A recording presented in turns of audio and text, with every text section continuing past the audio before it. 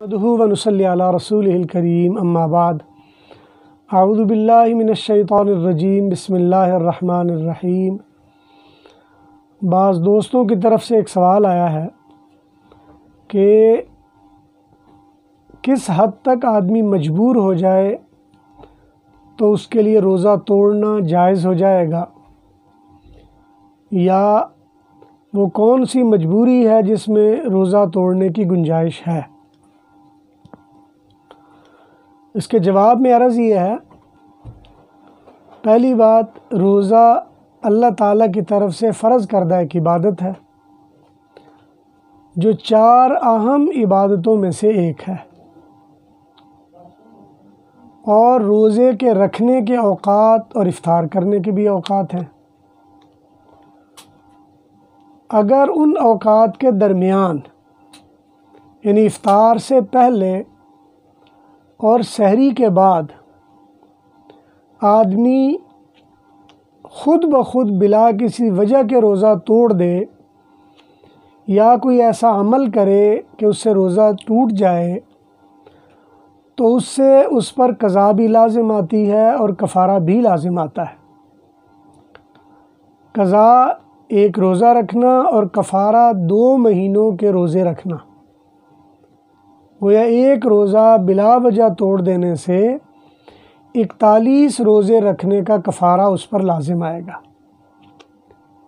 یا تو 2 مہینے کے روزے رکھے گا، اور یا اطعام 10 مساکین من اوسط ما تطعمون، درمیانے درجے کے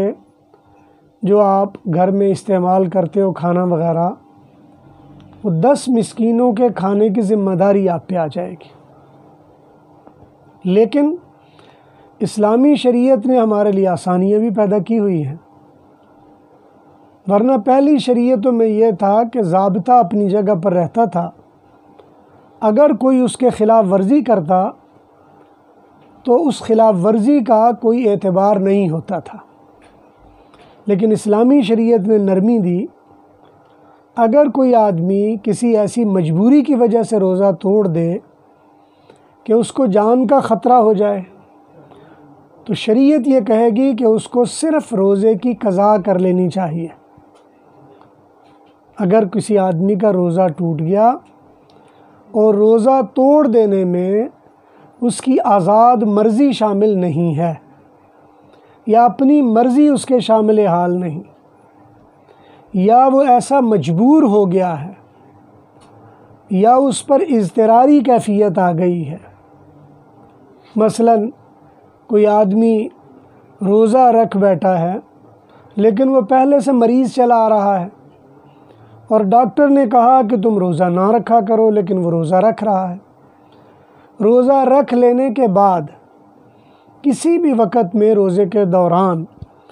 اس پر ایسی کیفیت طاری ہو جاتی ہے کہ اسے پتہ ہے کہ میں روزہ مکمل نہیں کر پاؤں گا اور مجھے جانی نقصان کا بھی اندیشہ ہے، تو ایسی صورت میں اسے چاہیے کہ وہ روزہ کھول دے اور بعد میں اس کی قضا کر لے۔ اسی طرح بعض اوقات ایسے امراض ہوتے ہیں آدمی کو کہ وہ امراض درد کا باعث بن جاتے ہیں۔ مثلاً آپ کے جسم میں اتنی درد ہو گئی ہے کہ جب تک اس کے لیے کوئی دوائی نہیں لیں گے تو آپ کی وہ درد ختم نہیں ہوگی، اور بعض اوقات درد جو ہے وہ جان لیوا حد تک چلی جاتی ہے، برداشت سے باہر ہو جاتی ہے۔ تو ایسی صورت میں اگر دوائی کھا لی جائے، اس میں بھی آسانی یہ ہے کہ اگر کوئی ٹیکا پین کلر لگا لیا جائے تو وہ جائز ہے، اس کے لیے تو روزے کا مسئلہ ہی پیدا نہیں ہوگا۔ لیکن اگر اس کے لیے کوئی میڈیسن لینی پڑ جائے، کوئی دوائی کھانی پڑ جائے، تو اس سے بھی صرف روزہ ٹوٹے گا، اس کی قضا لازم نہیں آئے گی۔ اس کی قضا لازم آئے گی، اس کا کفارہ لازم نہیں آئے گا۔ لہٰذا ہمیں ذہن میں رکھنا چاہیے کہ جب کوئی آدمی روزہ رکھ لے اور اس کی نارمل حالت بیماری والی ہے، اور بیمار آدمی کو شریعت نے گنجائش دی ہوئی ہے کہ وہ روزے کی بعد میں قضا کر لے اور اس وقت روزہ نہ رکھے۔ جب شریعت نے گنجائش دی ہے لیکن اس نے روزہ رکھ لیا ہے، تو اب وہ شریعت کی گنجائش روزہ رکھ لینے سے ختم نہیں ہو جاتی، وہ اپنی جگہ پر قائم رہتی ہے۔ لہٰذا اگر یہ بندہ روزہ رکھ چکا ہے، شریعت کی گنجائش موجود ہے، تو یہ بعد میں اگر روزہ توڑ لیتا ہے کسی وقت میں، تو اس پر صرف اور صرف قضا لازم آئے گی، اس روزے کا کفارہ لازم نہیں آئے گا۔ اور مریض آدمی کے لیے یا مضطرب آدمی کے لیے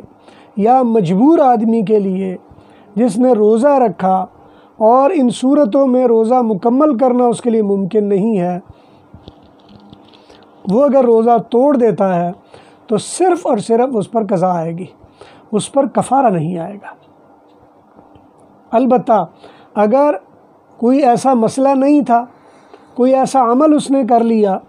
جو مجبوری کے ضمن میں نہیں آتا بلکہ اس کی آزاد مرضی کے ضمن میں آتا ہے، اگر اس طرح اس نے کر لیا، اس پر قضا بھی آئے گی اور اس پر کفارہ بھی آ جائے گی، دونوں چیزیں آ جائیں گی۔ تو یہ روزے کے اضطراری حالت میں توڑنے کے بارے میں شریعت نے جو صورتحال بتائی ہے، اس کی میں نے مختصراً وضاحت عرض کر دی ہے۔ دعا ہے اللہ ذوالجلال سے اللہ تعالیٰ سمجھنے اور عمل کی توفیق نصیب فرمائے۔